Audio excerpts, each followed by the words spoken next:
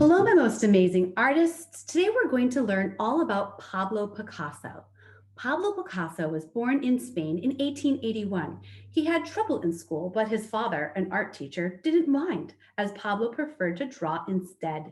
He moved to Paris to attend art school when he was 23. He was quite poor and painted sad scenes, and this was called his Blue Period.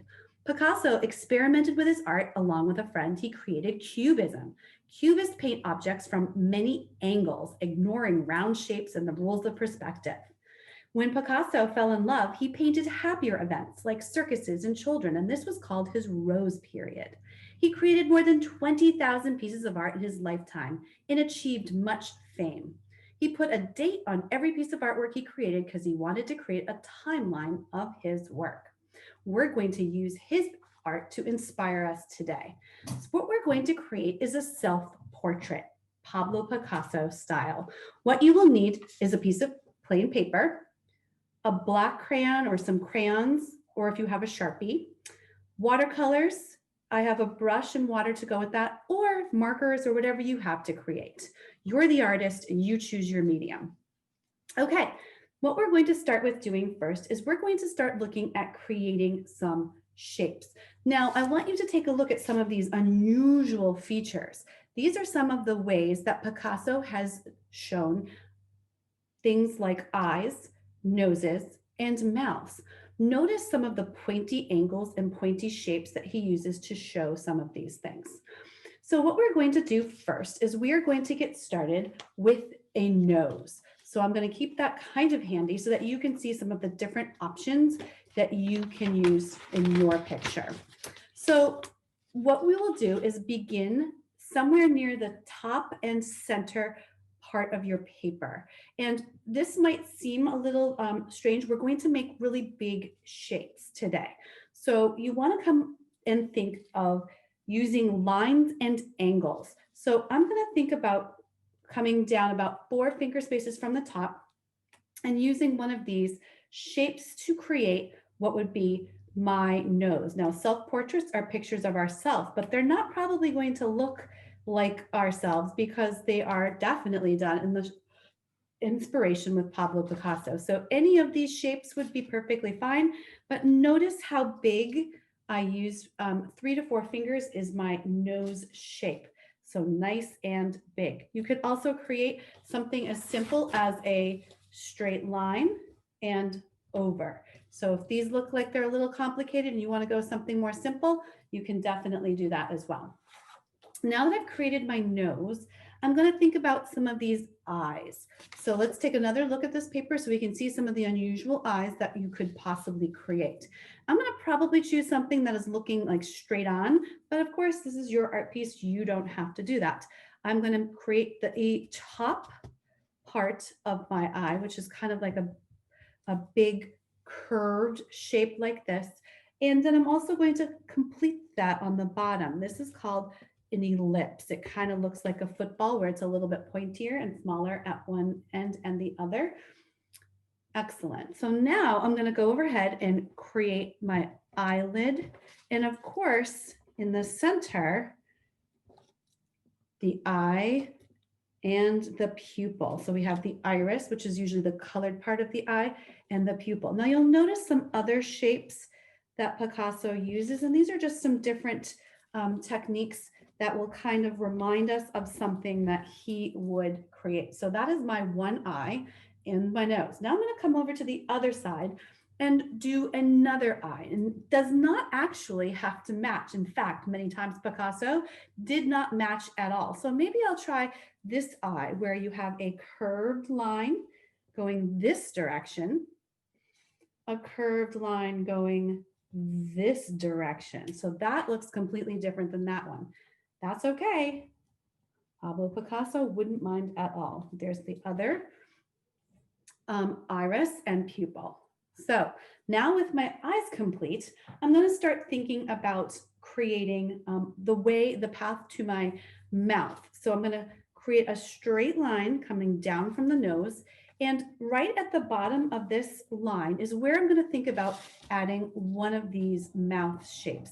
I kind of liking this one right here. So I think I might channel that one and use diagonal lines, a curved line, maybe even make it more pointy, and this kind of ellipse shape again.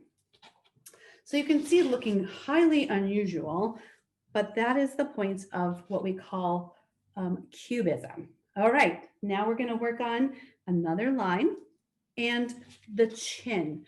So here we are going to create a line that comes from here up and here up. I sometimes like to try it with my finger first, so that way I can get the feel for where I'm about to go. So there's lines on both sides, which kind of makes it hard for me to see ears, but if you needed to, you could try to put those in. Now, you could also add things like eyebrows and unusual kind of shapes and patterns, or you could also add some hair at the top. Now, so Picasso, in choosing hairstyles, also used some very angular shapes. So you can add some of those angular shapes and some of the hairstyles that you would like to add. If you have long hair, maybe you can see some more down at the bottom.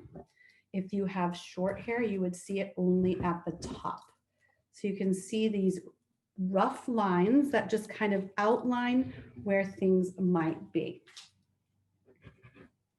Okay, so now I'm going to come back down to the butt base, and I'm going to create a line here and a line here to represent a neck.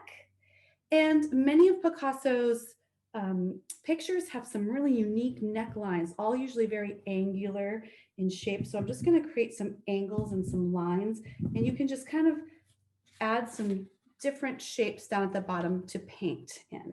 I'm going to add some more hair over here, since my hair is long. And now I'm ready to add some color. But before I do that, I'm going to consider adding some extra lines to close off some of these shapes. I'm going to make a line that is straight across here to create a big shape. I'm going to make another one maybe over here to create a shape, and here. So now I have some more shapes that I can work with. So now I can use my paints, my markers, or whatever I have handy to create the rest of my picture. And remember, it does not have to look realistic. In fact, Cubist paintings many times did not. So it's free for you to choose whatever color hair, whatever color you would like to add for each of your shapes. Now notice I'm going to also consider using a variety of colors. So once I fill in certain spaces, I'm going to come back and choose. For example, for my eye, maybe I do a pink or purple lid. Maybe I have a green iris. I have green eyes.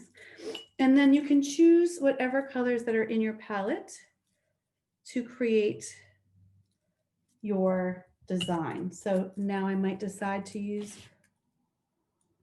some orange,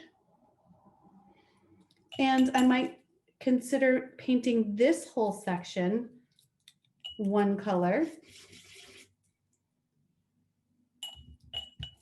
Can't see that very well. Try a different brush. There we go. One whole section a color, and then choose an entirely different color for another section. So it really is up to you how you decide to create your self-portrait as a Picasso inspired student. So I hope you enjoyed making your Picasso, and I cannot wait to see what yours looks like. Happy creating.